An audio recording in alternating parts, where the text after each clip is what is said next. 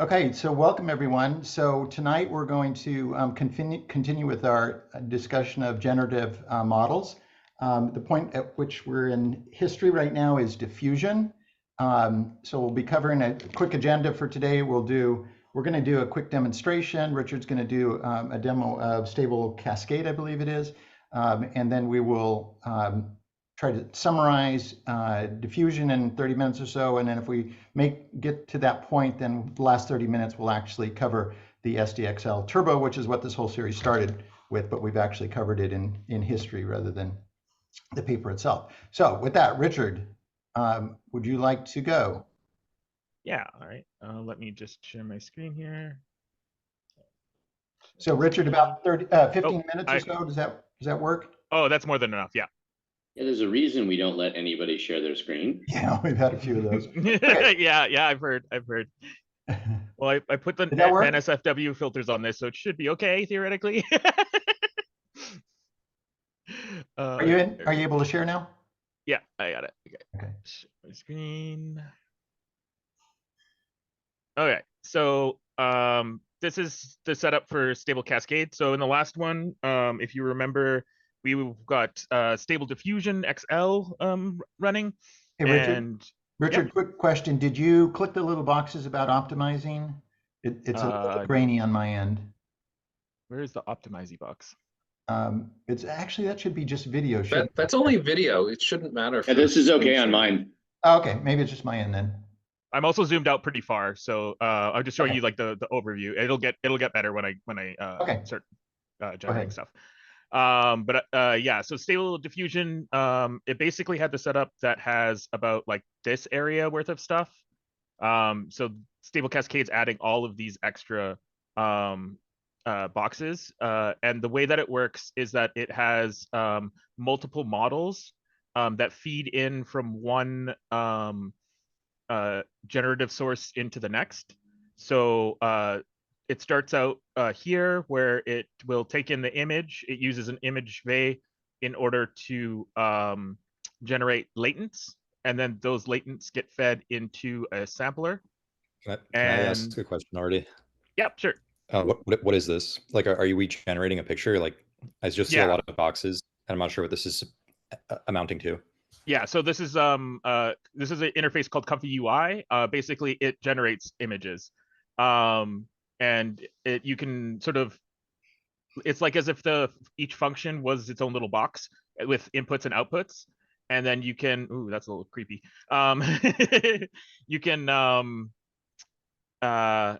this is a judgment-free zone. Come on, didn't we just say there's a young one with us today? Yeah, I am still dialing in the settings on this cascade model because it's like very difficult to get it to not do that.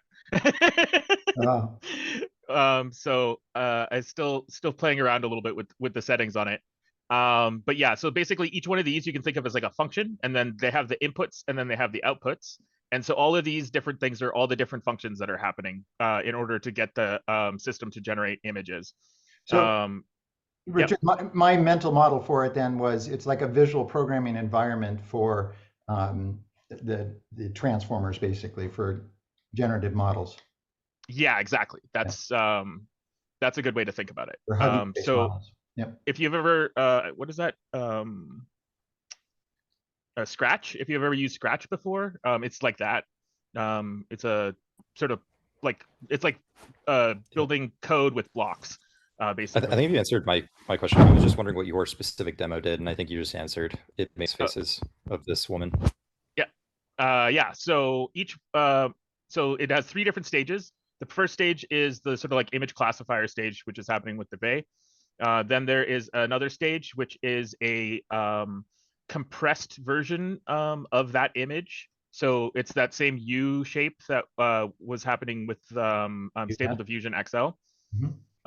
And then that gets compressed down, and then it gets re-expanded up again with another model, which is stage 3. And then that one's the one that feeds into, it's sort of like a half stage, but it's the same vey model again that decodes it into the pixel space. So all of the different things are happening in the latent space, except for the initial classification and then the decoding out of the model. So I've only got it really to do image to image, and I just sort of like put in a random generated image.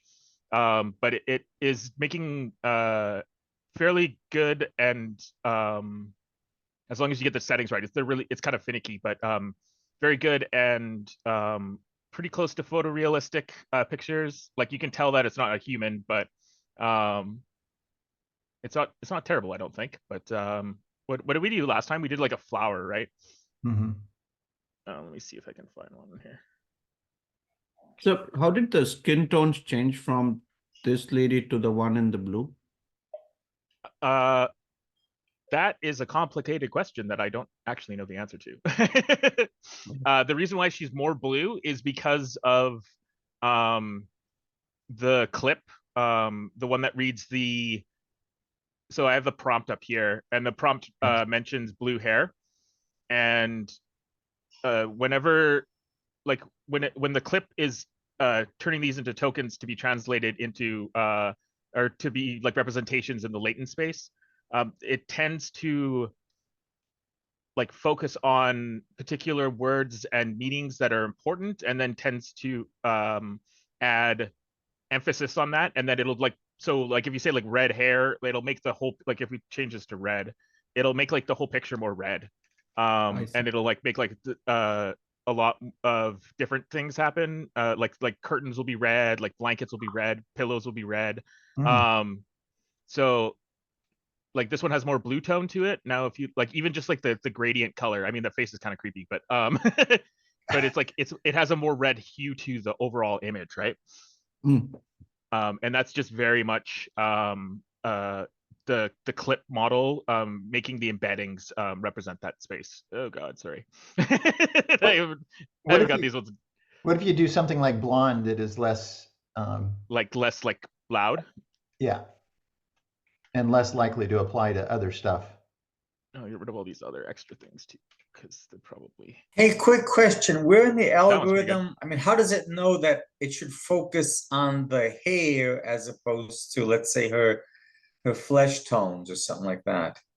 Because I put it in the prompt. I didn't put anything about her skin on the prompt. Okay, but how does it, okay, but how is it able to decipher in the image that this is her hair? I mean, how does it make those associations in the algorithm that, okay, this is her hair and to focus there?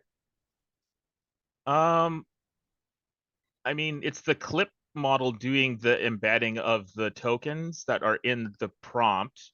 And then there's also the vision model that's working to, like it basically will take the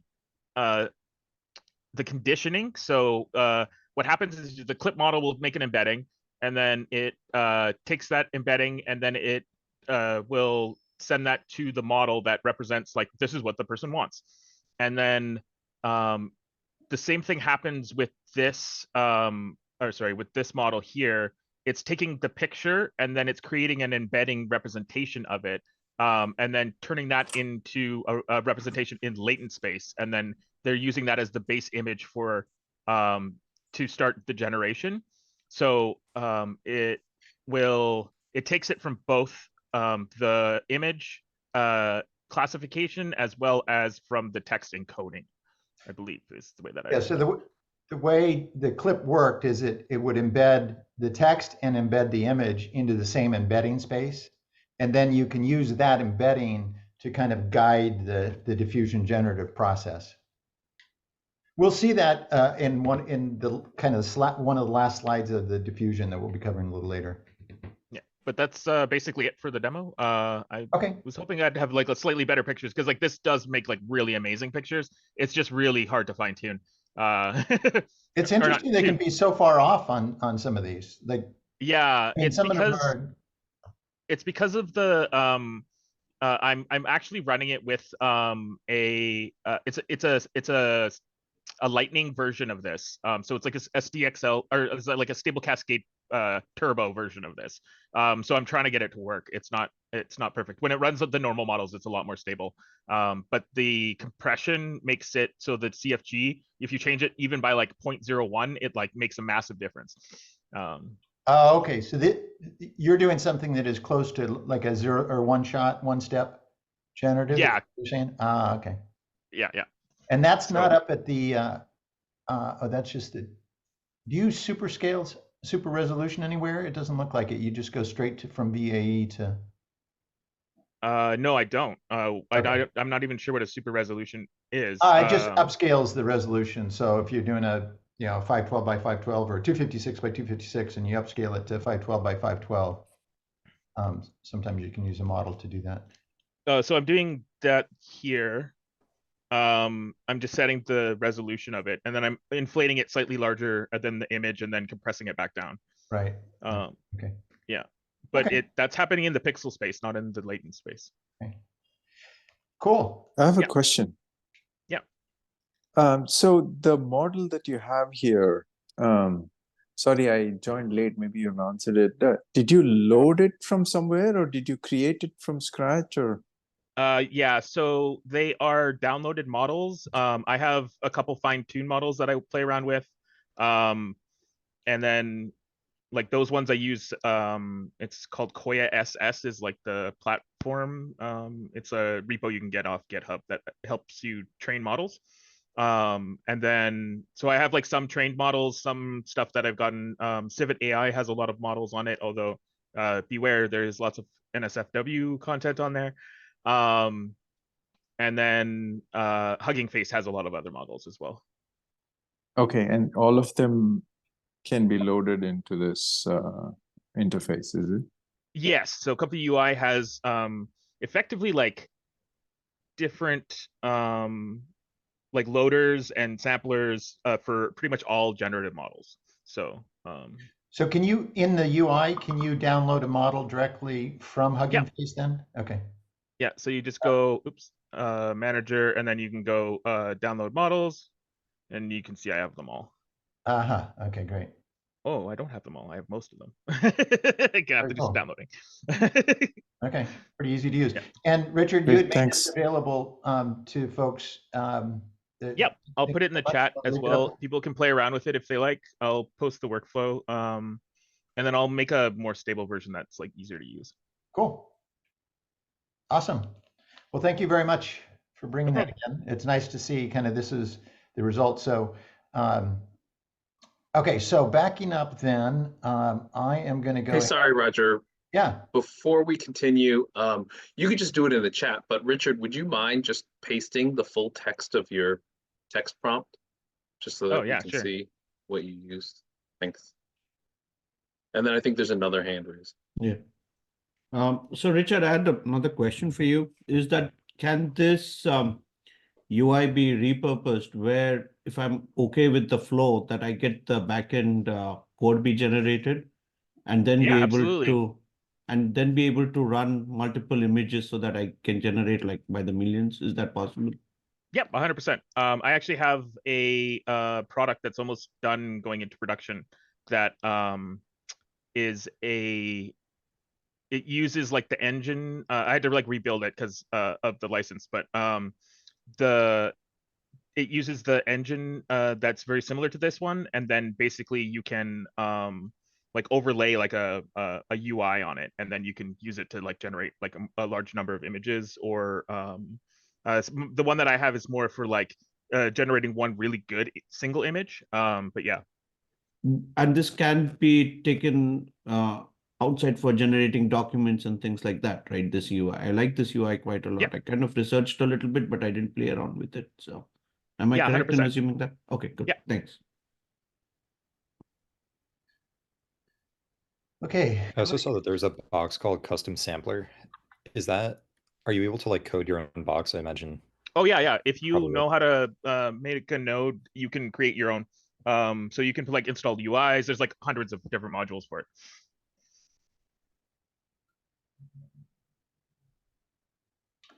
Okay, so were there any more questions Richard?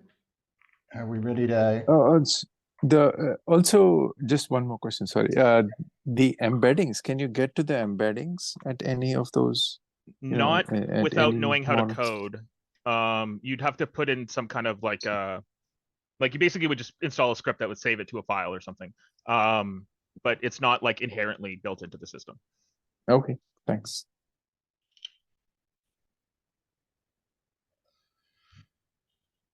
Okay. How's my screen? Is that sharing the web browser there? Okay, great. Okay, so what I was going to try to do is quickly cover kind of diffusion models. And I wanted to start by saying, so Dave, who is Dave online? Did he make it? Yes, my slide right there. Yep. Okay. He's a good-looking one. Yeah, the good-looking one. Did a really a great series of meetups with that covered the diffusion over, I think it was 4 parts or something like that. The link is right here. You can find it on our YouTube channel. So that's a good, if you want more details, please go there. That was really good. I posted the slides on here. Hope that was okay, Dave. I got the slides as well that you can go to. So what I was going to try to do is I just stole, I think 20 slides or something like that. And I just wanted to provide kind of a quicker summary of it for us, given we're doing this review of generative models. And Dave, please speak up if I misstate or if I need to make more emphasis on particular points or whatever. And also, if anybody has any questions, again, feel free to interrupt and ask clarifying questions. Okay, so the way I think of it, this kind of started the diffusion, what is it? Denoising diffusion probability models. To me, was pretty intuitive, this idea that if I have something where I add noise and I train a model how to remove the noise, and then I just gradually make the thing that it's denoising more and more noisy, at some point I'd be able to get a model that would take just complete noise and generate some model that was, or some image that was in distribution. And I think that was the original kind of mental model for the DDPM. So here's the UNet that you can see, where again, your forward, in the forward flow here, we're adding more and more and more noise. And then these little steps backwards, we're training a UNet to denoise that from one step back to the previous. Okay. That then, Yang Song, I think I got the paper right in 21, reframed it as a stochastic process. So the forward diffusion is a stochastic process.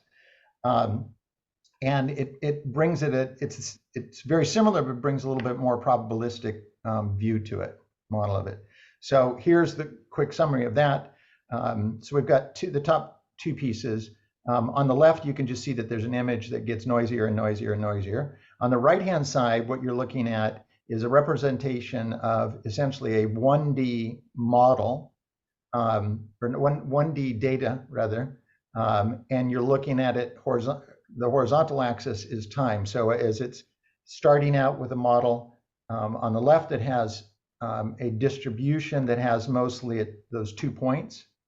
So the probability distribution has 2 peaks, and then over time, this stochastic differential equation, where you can see that it is changing, it's adding noise at each step until when you get fully to the right, it's kind of all noise. In this case, Gaussian noise. So that's what that little blue and yellow with the red lines is about. And I think I had. Yeah, here's kind of the depiction of that 1D distribution and how it maps into that 2D color map. So on the left, I've got the P0 of X, so it's again 1 dimension. So probability of in X has 2 peaks that you can see, and you can see on the top the data distribution has the 2 peaks. And then over on the right-hand side, we've added noise that is centered and has a broad, a broad distribution. And then the points in between are kind of how this probability shape changes over time. Does that make sense? Any questions? Clarifying on that? Okay. So the yellow is like sorry, it converging. I'm sorry, could you ask that again? The yellow is it converging. The yellow is high probability or high probability density. These are probability density functions. So the yellow just represents the higher, the blue represents the lower probability density areas. So on the left-hand side, you got the two peaks that are yellow. If you do kind of a vertical line over here, you can see you got two peaks here and here where the probability density is high for those 2 points. And then that yellow just kind of represents the top of the shape as you go across. When you get to the right, there's just one area that has high probability density. Did that answer Hey, Roger? Yeah. Would you mind going to the previous slide for just 1 sec? Sure. If you look closely on the left, what you'll see is they actually have 4 different, I think they're like bedroom pictures, just next to each other, upper left, upper right, lower left, lower right, okay? But they start adding noise so quickly, it's hard to even see the pictures before it gets really noisy, okay? But there's a correspondence between the idea of the unnoised images on the left equate to unnoised on the right.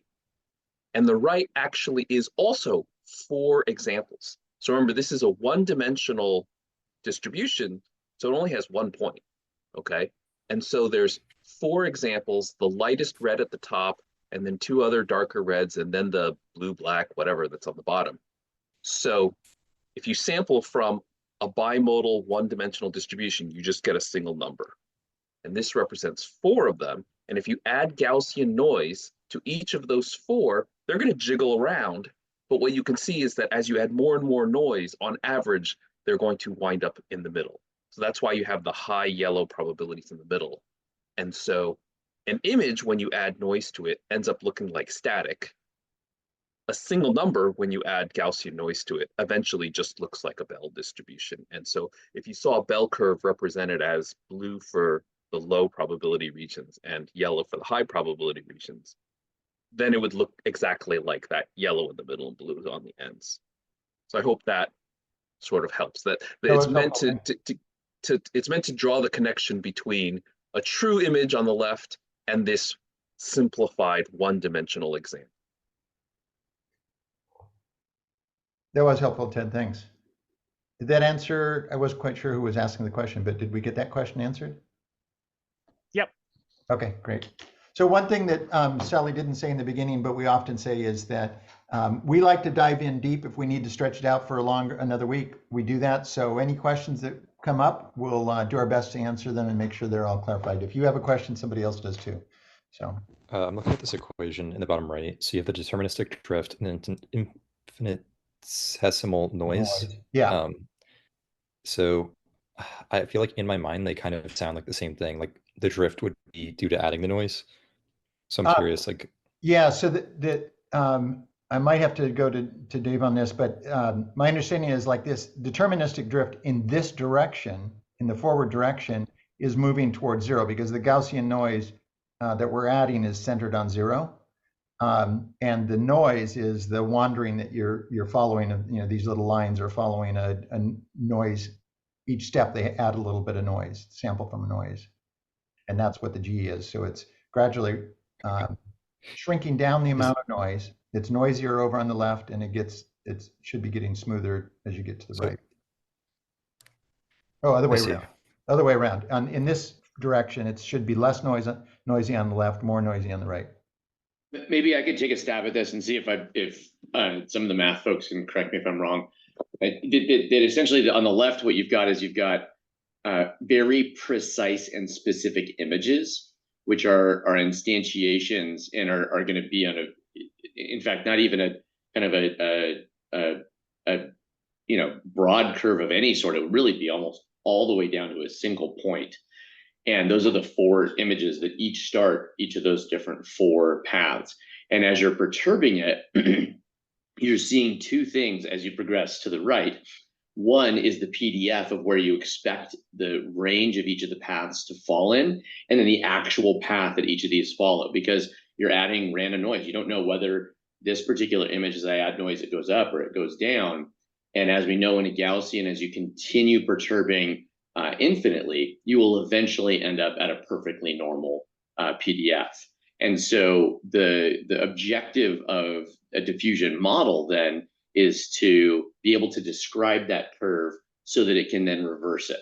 And so what you're seeing is you're seeing that the images kind of traverse this trajectory, and the model that you're creating is trying to recreate that trajectory in reverse. And so there's two specific elements that we're getting communicated by this graphic. One is the PDF through which we're choosing which direction we should perturb, and then the actual path of perturbance that the image followed as it Yeah, I got that. became. I'm trying to understand the busy. equation more in depth, but maybe that's not the point of this slide. So if we want, we can. So Roger is doing the super abbreviated thing, but basically the left-hand term, the drift, is on average, if you did this millions of times, what direction? But so let's say you started with the same exact point on the left, okay? And you're adding Gaussian noise. It's going to jiggle up and down like crazy, and maybe no two times it's exactly the same. But on average, how much is it going to be moving up or down? That's the deterministic drift. And then this other part is, like Roger said, it's just noise on any given time. And eventually the noises will sort of average out. So yeah, so basically the model is f of x. Is the model f of xt t? no, not the model. Oh boy. But when you say model, you're going to be talking about what we want to learn. And I don't think that's the F. We're going to look at the backwards. This is none of the things that are going to be in our neural network. This is the theoretical math function that shows what happens to all of your pixels as you add noise and things go to the right. So we're basically creating the function that changes the pixels in X, which is our training sample, at a time step t. So essentially we have a way. Okay, I see. So this is adding Gaussian noise with each incremental t. We're not training anything right now, though. This is just the description of the forward diffusion process, how we noise it. What we'll get to. Yeah, I've gotten that. This is the training process, right? Not yet. This is I understand. Data for the training. Essentially, this is the noise schedule. Yes. But I'm just wondering, like, how you determine what f of x and g of t is. But I assume that's kind of like there's equations on this page that are a bit confusing. Like, what is w log toy SDE? Yeah, and this is because Roger's doing the condensed version, and he's doing like 1 out of every 6 slides only, or whatever. Okay. But you definitely got the concept right. You got it exactly right. We've got this noise schedule, and f of x, if we knew it, right? If we had a closed form for it, whatever, right? If we started with celebrity pictures and we knew f of x, that's exactly what it is. It's the schedule that each image goes as you add more noise. Yeah. I think I'm confused just because we haven't defined these terms yet, and we'll probably figure it out later, is what I'm gathering. Or the 4-part series that's on the YouTube channel. Yeah, you can look at the YouTube channel if you want to really follow it.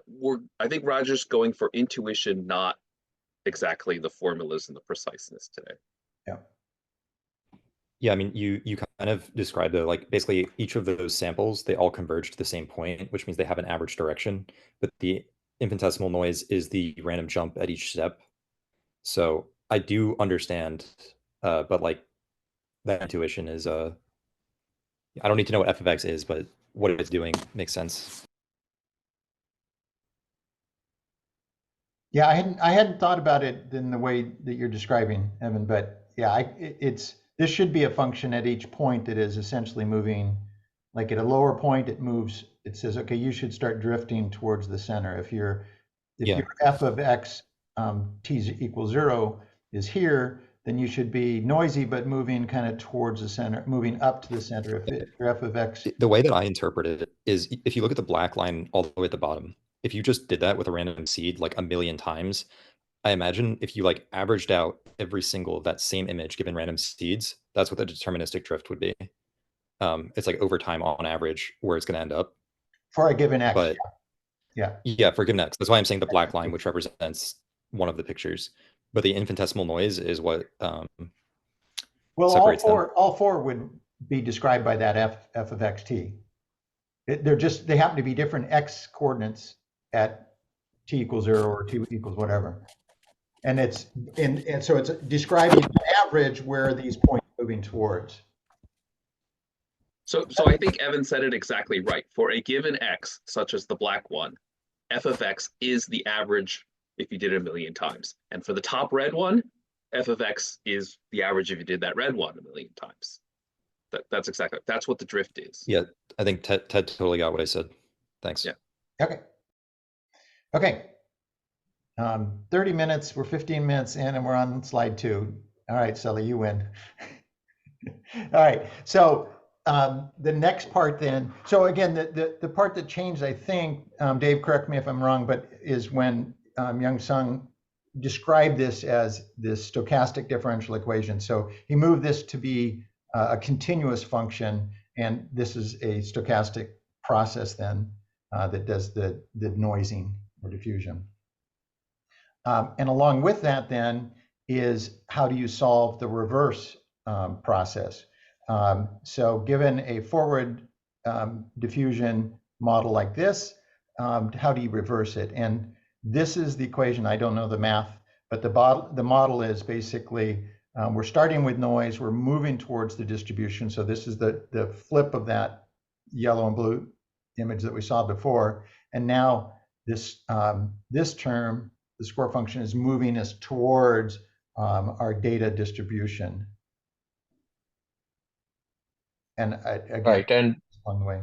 yeah, and this is something that was discovered, let's say around 30, 40 years ago, and sitting there, and 2015 when I'm sure it was being used for some other purposes, but then in 2015, one of the physicists from Stanford and his students looked at this probability transport, if you may, from original distribution to the noise distribution, and how to retrieve the original distribution from the noisy distribution. They leveraged this formulation to get to the original distribution. And in this image on the top right, where you have the yellow and purple lines or shaded areas, and the reverse walk of your points, it is still doing a stochastic walk back. But as you can notice now, there is a on the left hand side, you have Gaussian noise in that image, and I don't know if I can use maybe if it's okay, can I use my pen, Roger? If it works, go for it, please. It will work. Okay. So this is the left hand side where, and you guys see it now, right? Yep. Yeah. So for this box, you're starting from the Gaussian noise, and depending on which point you are starting from, each one of those points is going through a stochastic process. In this case, it's the reverse stochastic process, and there is a drift, and the drift is essentially taking you towards either this or this mode, right? So, and this is the drift component of it. The whole thing is actually the drift component, the dt thing. Let me reverse this thing. Oops. Somehow. Okay, so I probably removed more than what I wanted to, but anyway, here. So this whole thing over here is your drift component, and because it's a stochastic process, this is your noise component, and that's how it is going back to the original distribution that you have here on the right hand side. Now this formulation of starting from left hand side here to the right hand side here is what was discovered and then used to learn or generate from noise the data in the original distribution.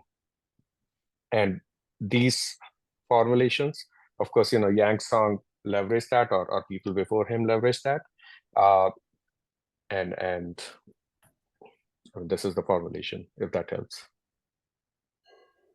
And I will just clear everything right now. So I had a comment, Dave, just to make things a little bit more complicated or confusing. There's this thing where they do when you put noise, you can fool the panda into a gibbon. I don't know if you are aware of that, the GAN attack, right? The same thing you can do with stop signs. You can put noise on it and actually spray paint it, and the image detection thinks of it as like it's going at 100 miles versus the stop sign, where that small noise is able to perturb it into a completely different, what do you call it? Thinking of a different image altogether, right? So how is that related to this? I mean, it always crosses my mind when I think of that noise and this noise. Right. So this is what you see here is image generation process, right? You're trying Right. to start from some noise and trying to generate some image where, depending on the start point, you basically get, depending on whatever endpoint you get for that pixel, you will have some image generated. But what you are talking about is the classification, where if you have some image over here, can you tell me what that image is? And then in the classification process, if there is little perturbation in the pixels, right, in the way pixels are given to your model, is it able to classify it properly or not? And that depends on the decision boundaries of Correct. the whole model function that is determined. So that's a slightly different problem. In the end, like in generation process, you really don't need to know the distribution of this model. All you need to know is this transport, right? Transporting your distribution from some noise to the original distribution. In a classification problem, you need to know or some way to represent the original distribution so that you can then bucket it in different decision boundaries and say, hey, this is a stop sign, or this is whatever examples you took, right? But then I actually really like this question. I feel like I have to cut you off. I feel like what you're telling him is that it's unrelated, but I think that like technically it's unrelated, but I'm just thinking it actually is super related. Can I explain why? Yes, please. So if you look at the middle two lines, do you see how they cross over at certain points, but they end up going to different things? Like what you have to implicitly assume that the model is actually making a classification there. So like what if you added noise at like T5 to make it look like a panda? Like for, let's say like the second line from the top, so like the dark red one. What stops it? So, you know, at certain points, it's actually lower on this distribution than the thing that ends up being in the bottom class at T equals final. So is the only way that it kind of keeps on track by making a classification at every step of the way. Do you see what I mean? Like if you added noise at one step to change its internal model of what it's classifying it as. I assume essentially from the previous slide, you have your like deterministic thing, which is kind of saying like on average we'll move in this direction, but it's based off of X. And I assume that that kind of makes a prediction on what X is. And then there is some like random amount of noise being subtracted at each step, but it's still like, it's still somewhat random, but the classification pushes it into a singular direction. So the other way to say that, what you're saying, thanks for adding that, is from this noise, I should be able to go to the stop sign, or I should be able to go to the 100 whatever mile sign also, correct? From the original sign itself, from the original noise. So essentially, I think there's two things. If you're Go yes, ahead, Roger. well, just that. So in this example, we have the lower point and the higher point. So in this 1D example, you're talking about what could change so that I either end up more likely to end up at the higher point or end up at the lower point, right? It's not an adversarial attack like you would think of when you mentioned the stop sign, you know, making a stop sign look like a speed limit sign, but it's something that guides the generative process. Correct. Remember, the output of this model is a generative. It's a generative process. In this case, we'll get a distribution, a x at time t equals 0. So that guiding of it, nudging it one way or another, kind of answers Walter's question earlier about how does the text make the picture turn into red hair or green or yellow hair. It is affecting kind of the diffusion process in the middle as it goes. So you can nudge it in the right direction, in a direction, I guess. It's just not an adversarial attack like you would on stop signs. So is what guiding, like, I guess what I'm confused about is like, how are the lines in the middle uncrossing? So you can see how like they swap, Yeah. like one's above another. What unswaps that? Are you just saying it's a clip guiding it? I think that it's because you get into it as you add noise, you end up with a different x, the next x t minus 1. And so at that point, the score function is different, and maybe it's shifted enough to where the score function is now biasing you towards going up instead of biasing you to go down. Well, I mean, see. also though, let's remember that this is a massive oversimplification and projection of a million-dimensional representation into a two-dimensional point. And so I think actually technically, if it really were simplified into 1D, it would be impossible to discriminate, but it's not actually acting in 1D, it's acting in a million dimensions. Yeah. I think so one thing I want to add, though, velocity component. One thing I want to add, though, is that the very first diffusion generative model, you couldn't guide it. You just trained it on stuff. So like if you trained it on CFAR, there's 10 classes, and you give it noise, and you'll get one of the random 10 classes that looks a lot like a CFAR image, but you won't know which of the 10 you're going to get. And so to your question, yes, the model itself doesn't even know which one it's going to give you early on. It's kind of getting bumped by the tides, as it were, and it doesn't really know where it's going to wind up. Okay, so I think that actually makes the most sense what you just said, Ted, because that would indicate to me that these lines are actually, they weren't being guided by anything. It's a completely stochastic process. But and this one, the average drift is still there, but it is stochastic, and there's enough noise that it's not completely obvious where it's going to wind up. Yeah, I don't think you say completely stochastic because there is the drift component, right, that pushes it one way or another. But sorry, that was maybe not the right precise way to say it. I guess the deterministic so I just drift added, to me. So I just annotated here, and in this case, of course, this is a solution for this equation. If you had a slightly different equation with a different drift or whatever for your forward STE, then your drift in the reverse STE will differ to take you to the original distribution. So this drift is guiding at any point, and we cannot pause this GIF, of course. Let's say if you were to pause it over here, as you can see, this point over here was over here, but the next time it comes, it can, because of the stochasticity, it will go in a different direction. But the overall drift for this point, at this point in time, for this point, let's say, is over here. But because of stochasticity, let's say it ended up coming here. And at this point in time, when the decision is being made, then the drift is in this direction. And the drift is determined by, in this case, by the score function, which we have covered in the past. But for simplicity, this is the direction where the probability distribution for this point guides at this point in time. Sorry, my line is not straight, but assume it's a straight line. Is guiding at this point in time over here. Now, there are many things that have been mentioned during the discussion, right? So one was, what you see here is the original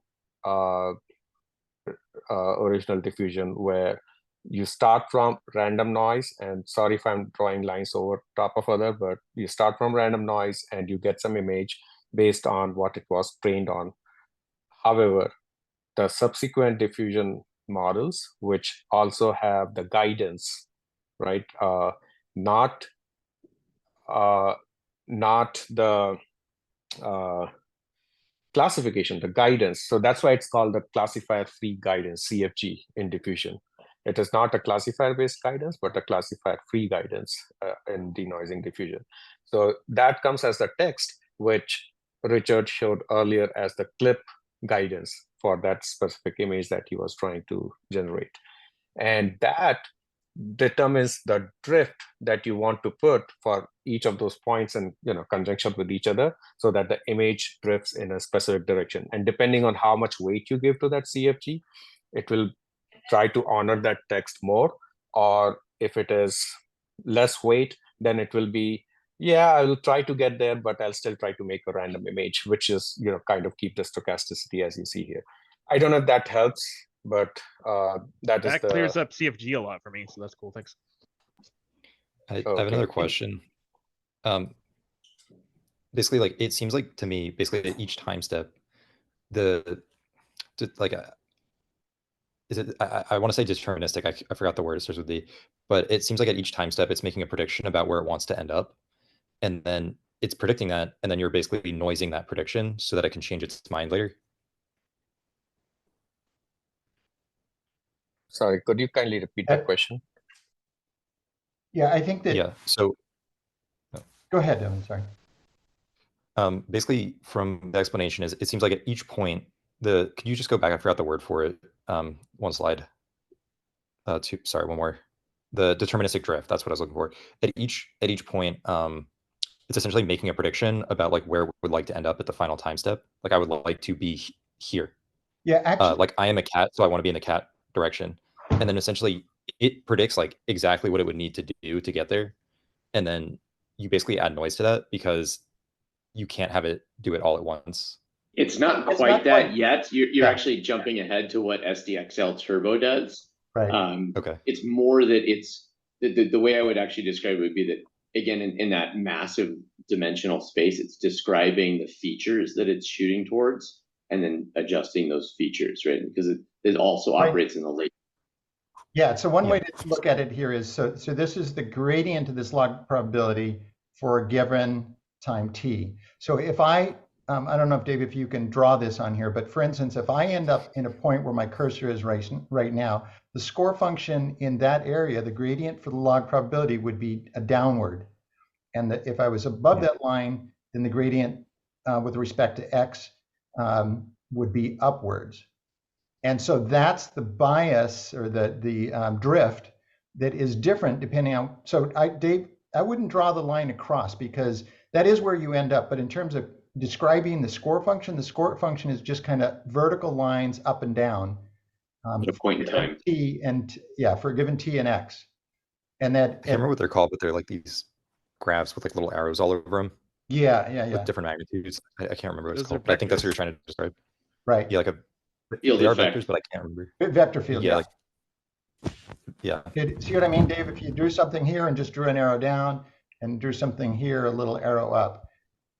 That's the way I'd describe the score function, because it's in the x direction. No, don't go t. Don't go t. You're going down t. I wouldn't do that, because the score function, if I'm capturing the score function specifically, it's the gradient with respect to x. So it's going to be up or down for a given t. But it's up or down and one to the right, right? No, it's not. Oh. What we're saying is that this is a one-dimensional problem, and it has a one-dimensional gradient. And so they're just up or down. Direction. Now you are moving, we are representing time by moving to the right. So you do, but the gradient itself is just either up or down. It's pointing from blue to yellow, right? Yeah. Now, even when you're at the bottom arrow that Dave drew, in theory, if all the infinitesimals happen to be pushing you up, you could definitely wind up near the top mode. Yep. You could. The odds of it are maybe 1 in 10 to the, 5,000, but you could. Yep. Nobody's saying you have to be at the bottom one. There is no class, there is no nothing. It's a noise process. Yep. And if you're closer to the center of that, then it just small noises, right? Yeah, then the teeniest noise could change which way you go. But even if you were towards the very bottom, you could still hypothetically wind up all the way at the the tippy top. And that's one of the things to capture here. Again, this noise amplitude should be the largest over on the left-hand side. As you get closer and closer, the noise amounts are getting smaller. So it gets harder and harder to jump out of your lane as you get further to the right. But also, I'll just say, Gaussian noise with variance 1 you still, with very low probability, can have a value of 1 billion. Yeah. It's astronomical number of sigmas, but it is possible. So that's why I'm saying, even late in the game, if you're at the very bottom, you could in one jump go all the way to the tippy top. It's just probabilities. Okay, so does that help? Any more? Yeah, I think it helps, and Dave's thing about classifier-free guidance helped a lot. So I was doing some more research. I'll go and look at Dave's video again. If he has covered the CFG, I think that will make it a lot more thing. But I believe, like, I'll just summarize what I thought the ChatGPT was saying. There are two components to it. There's unconditional generation and conditional generation.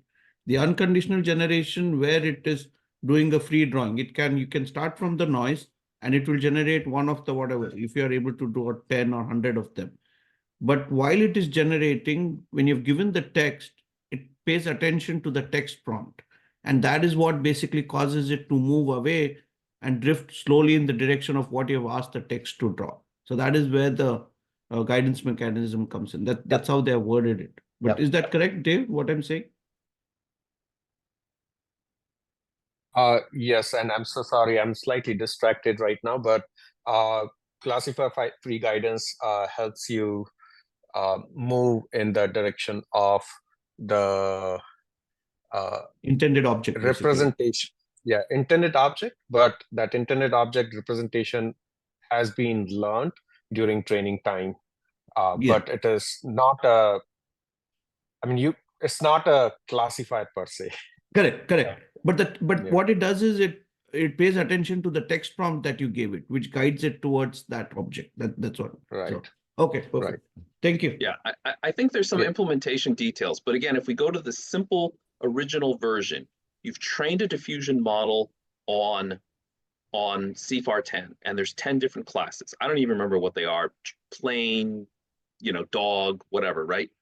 And so then there's no text guidance early on. We just had class guidance. So instead of saying, I'm going to get a random thing, would you please give me the truck? I want specifically to get a truck, not the other 9 classes, okay?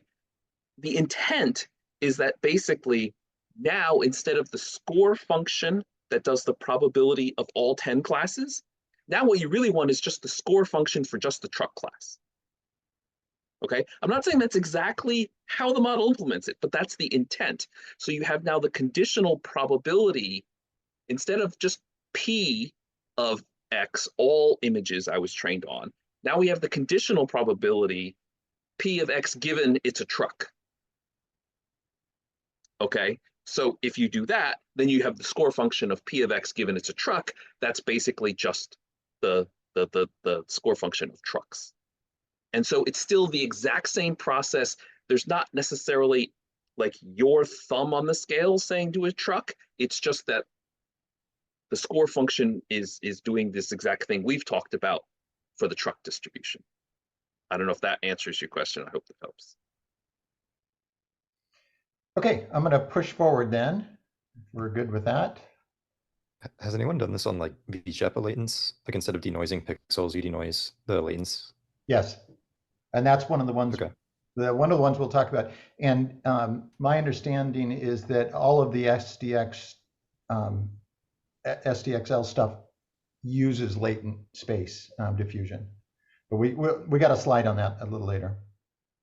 Okay, so the next step, Dave, if I understood this correctly, is that Yang Song again kind of took and said, okay, if we model this as a forward SDE and a reverse SDE, which I already did, there's another thing we can do, and that is that using that same score function that we learned, we can instead move to an ODE. And the difference is that instead of having these noisy lines that end up, if you run a bunch of them, you can determine what the probability distribution is on the generative side. Instead of running a bunch of them to figure out that distribution, you can actually take these white lines in here and follow these trajectories and get the distribution directly. And I had a little bit of a hard time understanding what these lines represented. but for me, what I think I finally get is that, so that the probability between two of these lines, first of all, these lines can never cross. They don't cross. They represent, the line between them represents a certain probability that X will fall between these 2 points. And as you follow these 2 white lines across, the area between these, the area under the curve between these remains the same. So it's equally likely that a point falls between these points is equally likely that it will fall between these 2 points when t equals 0. And when you say area, just to clarify, because you know, if you look at it, the area of course looks different between those 2 lines on the left over here versus let's say over here. It is not the area per se, it is the probability mass. So right. It'd be the integral from the bottom to that point. Essentially, will be the same. It's like a contour line. Yes. Essentially. Yeah. Can you draw those? Can you draw them on the PDFs on the right and left then? So just let me try it again. Out. So this is like giving me double slit experiment vibes right now. A little bit.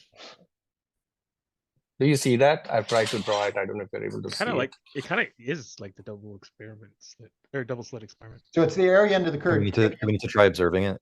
Dave, if you drew a line on the PDF on the right-hand side, going straight across from those 2 points. Oh yeah, okay. Yeah, then that's like this. That right. So that's that area between those 2 lines. That's the area that I talked about. So it's better to think of as a mass, probability mass. That would be equal to the probability mass on the left-hand side. So kind of a mental model is. Go ahead. No, go ahead. Finish your thoughts. Sorry. Well, I'm not sure the analogy really applies real well, but just think of this as I'm taking the putty on the left, and it's in this single Gaussian shape, and as I reform that so that it's got 2 little mounds instead of 1, the dots on the surface are getting stretched out in the middle. In other words, this area here, the dots here are getting stretched out to this full distance here, and where they're peaking up, where it used to be a larger area, like maybe over here, it used to be a larger area on the sides, is now squishing down. The dots are getting closer together as it gets higher. They get closer together. Yeah, and a couple of things that I just want to point out. So if you go to the previous slide for one time. So I don't know if folks were able to see that between previous formulations and this formulation, the forward SDE, they have reintroduced, and I'll try to highlight it here. In the forward SDE, they have reintroduced the drift term here. So now the formulation that you see is showing the drift term, and as a result, the reverse SDE, and this is just being pedantic here. They have a extra term for the drift here. Anyway, coming back to other thing that I wanted to just mention is that Yang Song's contribution, and by the way, all these slides have been taken from Yang Song's presentation that I have put on the chat channel as well, and in the presentation link, slides link that Roger pointed out also has that presentation link there. So this is not my slides, it is all Yang Song slides from his presentation. Anyway, coming back to it, what his biggest contribution, so unlike the previous slide to this, which had reverse SDE formulation, this one, by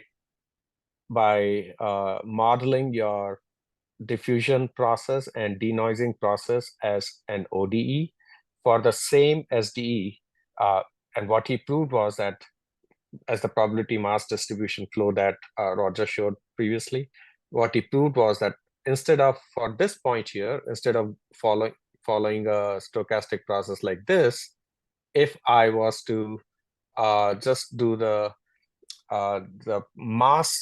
probability mass flow for each time slice, then it gives me an ODE. And why do I care about ODE? And then there is a corresponding reverse ODE in this right-hand side slide. And why do I care about that? Because the numerical solvers for SDE, which were used for solving for denoising, are much slower compared to numerical solvers for ODE. And with the exact same formulation, and there's a one-to-one correspondence to each point here on distribution point here, and its SDE paths to the corresponding ODE. If it is a one-on-one correspondence, and as it showed in one of the slides subsequently that Roger had, it's a bijection, then I have a much more, for the lack of better word, tractable problem. And it's still a complex problem, So but yeah. a question to you is, this SD to ODE link which was shown, isn't that used in some other fields? Like, was it like the first time that he showed that this was deterministic? For this one, it is the first time, and he proved it in the paper. And there was some other paper in the physics domain that was done like a year before him. But and again, all of those are there in his 2021 paper that was also pointed out in the beginning, the open review link to it. That also had some glimpse of it, but in a constrained scenario. And I think what his proof is, and again, I have not read the whole proof, but I know that in one of the appendix sections, he has the proof for it. It was more generalized proof for this one-on-one correspondence. Hey, Dave, sorry if I'm slowing us down further, but I do want to just address one technicality. If you look at the second line at the top of the slide, it says that the ODE and the SDE trajectories are different, but they have the same marginal densities at T0 and capital T. So on the very far left and on the very far right, the probability distributions are the same, but they are not equivalent. Yes, that's the key part. I think. Thanks for Yes. pointing that out. So Yes. So we are not saying that the SDE is the same as the ODE. We're simply saying that the set of results that you can get from the SDE is identical to the set of results that you can get from the ODE. And what we really wanted in the first place was a way to estimate the distribution of realistic images. So what we care is the set of images, not how you got there. Thus, what Dave said of, let me use the really fast solver for ODEs if I'm going to get the same images anyway. But the process itself is definitely different. The process is very different. If I can capture it real quickly, for me at least, is in the stochastic model, I'll take these sample from the points in the distribution on the left, I'll run a noisy progression through to the right-hand side. If I do enough of those, I'll see a distribution that matches t equals 0 on the right-hand side. Whereas once I have these ODE trajectories, I can sample on the left-hand side and follow the trajectory exactly to the point on the right-hand side. So it's deterministic, not stochastic, but it results in the same distribution. Is that right? Yes. And but life would be really great if, as shown, those white lines worked. But it turns out what we're going to see is there are problems. It works in theory, but not in practice. So we're going to need extra tools in order to make the white lines work a little better. One thing you said, though, Ted, that I'm questioning, I didn't understand, is that you said, okay, t equals 0 and t equals capital T, they're the same.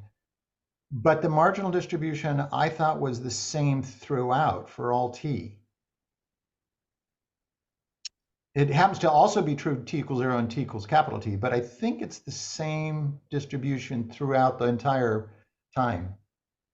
So yeah, so if you were to go ahead, Dave. If you were to take a slice at any point in time and look at that, this is the constraint that we definitely know of.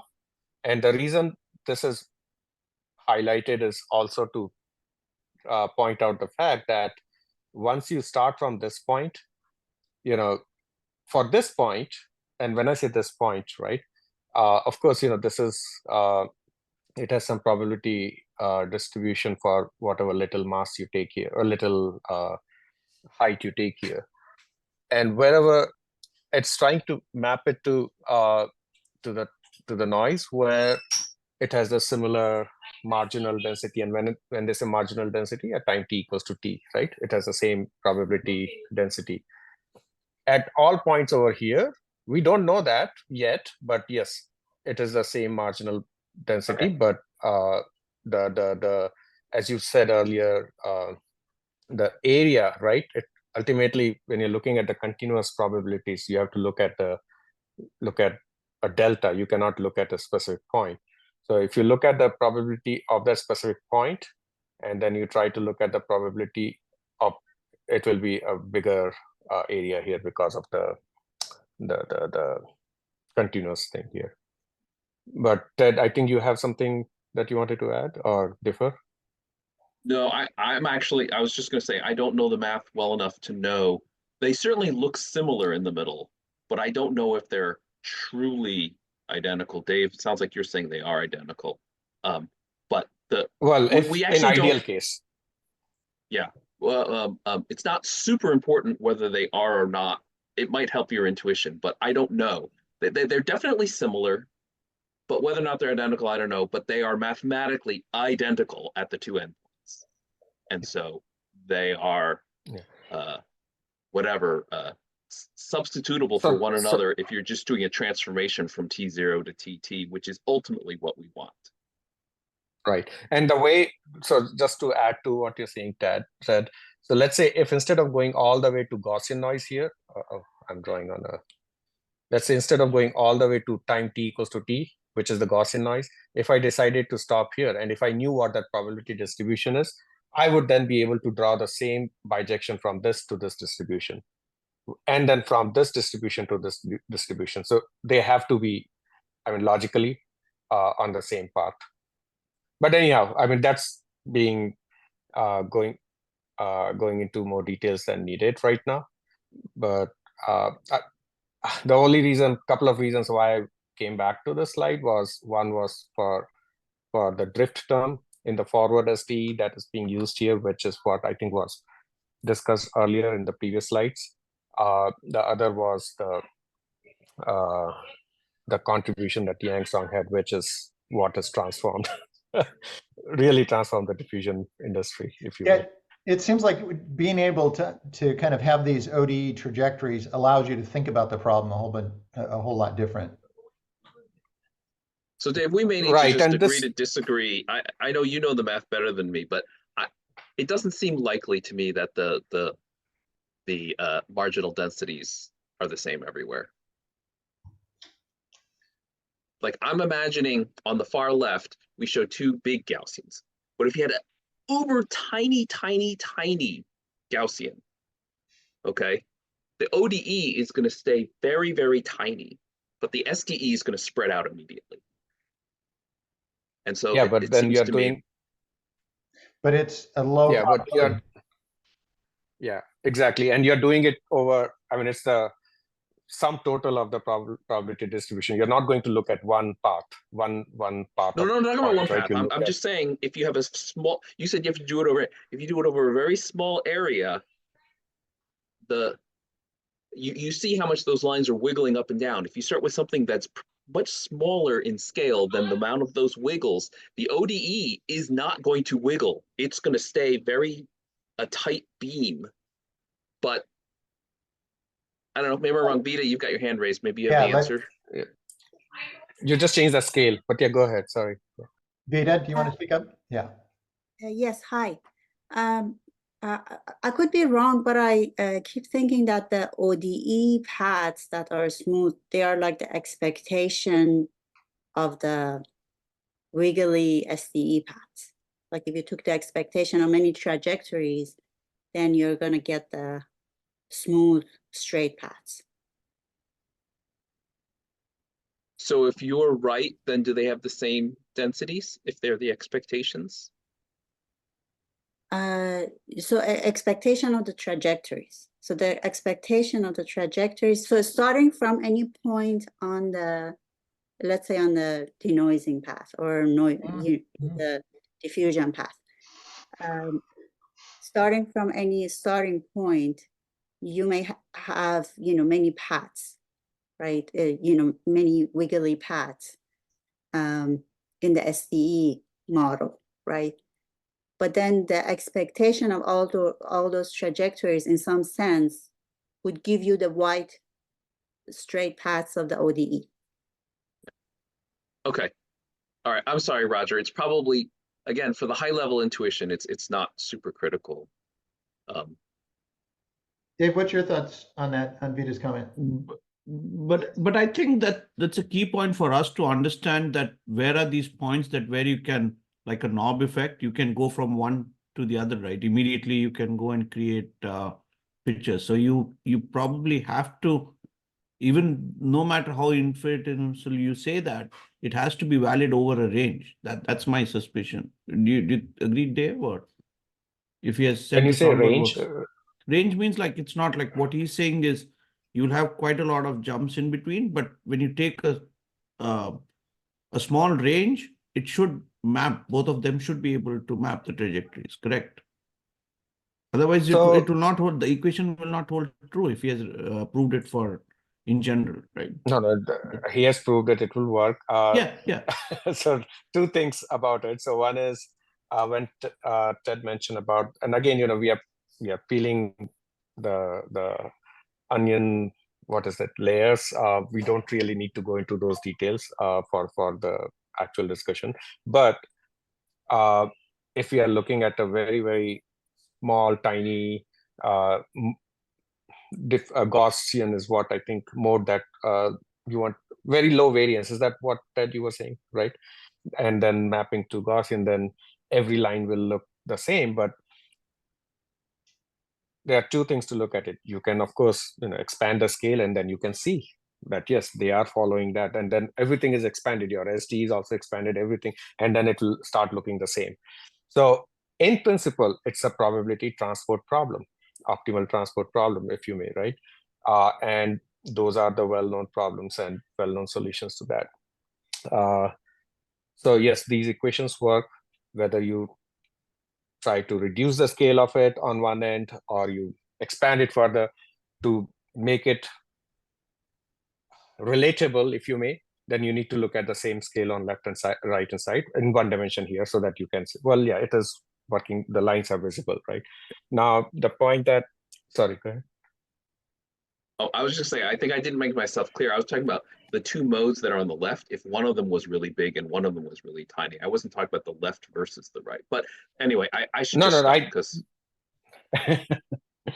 Yeah, but again, it all depends on the probability mass in those. It's not like nothing to do with how wide they are, or what's the variance. It just depends on how much is the probability distribution. In this case, what they have shown is equal distribution on both Gaussians, right? The distribution, if I look at the area here and the area here is same. What you're saying is, what if I have more area here and little area here? Something like that. Is that right? Yeah, and I wasn't talking about the areas. What I was saying is, as that little one moves to the right, I felt like the ODE might not spread out as much as the SDE, but that might be the wrong intuition. It all depends on, in that little variance Gaussian, how much probability mass is there. Depending on the probability mass, there will be a mapping. If the probability mass, even though it is a very tiny variance Gaussian, so it looks very tiny, but if it, assuming the probabilities are very high in that tiny space, then many of your points will actually start from there, and they will go to Gaussian. And then the better way to look at that is to expand that and look at that, and of course that will expand the other one also. But then the probability of the other side is anyway low, and when you do the marginal probability, those will land at the points where on the left hand side, even though it looks like a bigger Gaussian, but the probability distribution is low. And even though this is a smaller Gaussian and every ODE looks like a single line, but when you actually double click on it and zoom into it, you will see that, well, depending on the probability density for each of the starting points, it is mapping a distinct ODE trajectory. But again, I don't feel like you're addressing my point. I'm not talking about whether or not there's a mapping. I'm just simply saying, will the variance of the SDE be larger than the variance of the ODE just for that small set of original starting points? I'm going to jump in because I feel like we got a little bit lost from the key intuition here, so that we can move forward. I can pull us back out. Can I make one slide here to kind of wrap up this? We got to wrap up today in the next couple minutes, and I really want to set us up to actually tackle TDXL Turbo or SDxl Turbo next week, for example. Yes, maybe. If I can make one last shot then. So Dave, if I sample on the left-hand side from that distribution, and for every one of those points, I either A, do a deterministic projection to an X at times T equals 0, or B, do some sort of stochastic plus drift to the right-hand side. The distribution on the right-hand side will be the same whether I do A or B, whether I do the deterministic mapping of the sampling on the left to the right, or a random stochastic projection onto the right-hand side. That's right. And distribution is, of course, when you sample many times. Right. Yeah. If you're doing one time, of course, it won't. But yeah. Yeah. Okay. Okay. So so we're at the end of the hour, actually. I guess here, this is from a different talk that Dave gave, but just the idea that once you have these ODE trajectories, it allows you to start thinking about different ways to do optimization and speeding up of the generative process. So we're going to have to stop then. So Sally, next week I really need to get through this because I'll be gone the following week. So somehow I'll have to accelerate a little bit. And we don't want me doing this one because this is the one that you've done the prep for. So so let's definitely make sure we get through the stable diffusion part next week. How many more slides do you have in here that you want to cover? I feel like we went into such depth though that we're reasonably. We're doing good. I mean, it's all good discussion for sure, and it's helping me. We may want to skip some of these though, because I think we covered really we jumped ahead to clip right in the very first slide. Yeah, but and so there's only about 5 more slides here. I would like to get down. I wanted to do distillation. What is distillation?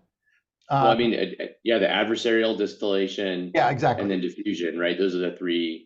Exactly. And then this a little bit, how do these ODE trajectories, what do we do with them and how do they compare? And then I really, the paper. I worry a little bit if we have 5 slides. Anyway, let's you and I connect offline and try to make sure that we can kind of condense and time box the first bit. Distill it. Distill it. Yeah, that's right. So Roger will be the teacher, I'll be the student. And well, the good part is this is the only slide for the SDxl Turbo. I mean, right? Like there is really only one slide once we get there. That part's 100% true. That said, I mean, I also think that diffusion is one of the most interesting things that we've seen in a long time. Yeah. And so all the concepts that we're covering here, right? That they're almost like little event horizons and stuff like that. The combination of both the mathematical, theoretical, as well as the practical are, I mean, just huge, right? So it's worth the time. Yeah, and definitely fun. Yeah, so. I think there was too much stochasticity today, so yeah. The probability was yeah, damn it, I was gonna make the same joke. No, nobody predicted that would take that long. Not for me. All right, I'm gonna stop the recording here. Thank you.